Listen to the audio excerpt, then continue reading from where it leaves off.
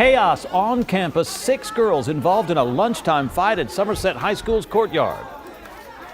The violent brawl hurt 3 faculty members who tried to break up that fight. Tonight, those girls and a 7th student all face serious charges. Eyewitness News reporter Roxy Bustamante joins us now live to explain. Roxy?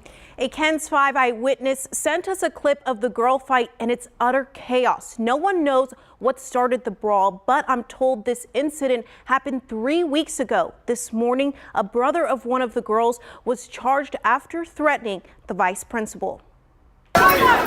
It was an all-out brawl when 6 female students started throwing punches during lunch as dozens of students stood by and watched. It was just a very chaotic event that had to be suppressed and stopped as quickly as possible. Several faculty members, including the vice principal, tried to break up the fight. You can see him here trying to remove one of the girls. The girls are charged with then attacking him. As physical as it looks, that's what it took to get this situation under control. What that video does not show, preceding those clips that were taken, the administrator was attacked. He had 3 females on top of him, pounding on him, trying to pull him back when he had already restrained that female for the first time.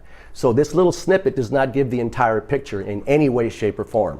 When it was over, all 6 students were left facing multiple charges. They all have 3 charges of felony charges of attacking a public servant because they attacked Mr. Puig, our vice principal, and 2 other faculty members. This morning, another student, a brother of one of the girls involved, was charged for obstruction and retaliation after threatening an administrator. Anytime an incident like this occurs on any of our campuses, our Somerset ISD Police Department will prosecute and file charges to the fullest extent of the law.